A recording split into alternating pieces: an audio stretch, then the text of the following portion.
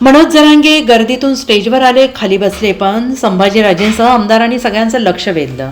बीड येथील मस्साजोगचे सरपंच संतोष देशमुख यांच्या हत्या प्रकरणाने वातावरण चांगलंच तापलेलं आहे. संतोष देशमुख हत्येच्या निषेधार्थ आज बीडमध्ये सर्वपक्षीय मूक मोर्चा काढण्यात आला आहे. डॉक्टर बाबासाहेब आंबेडकर चौकातून मोर्चाला सुरुवात झाली आणि त्यानंतर जाहीर सभेचं आयोजन करण्यात आलं आणि या मोर्चाला मराठा आंदोलक मनोज जरांगे पाटील यांनी देखील हजेरी लावली. या मोर्चात मनोज जरांगे हे गर्दीत बसल्याने त्यांनी सगळ्यांचेच लक्ष वेधून घेतले.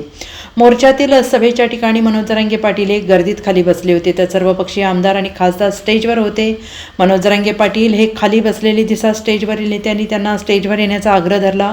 प्रचंड गर्दीतून वाट काढत मनोज जरांगे स्टेजवर पोहोचले. त्यानंतर मनोज जरांगे हे स्टेजवर खाली बसले होते. मात्र छत्रपती संभाजीराजे, सुरेश धस यांच्यासह आमदार आणि खासदारांनी मनोज जरांगे यांना खुर्चीवर बसण्याचा आग्रह केला. त्यानंतर मनोज जरांगे खुर्चीवर बसल्याचं दिसून आलंय.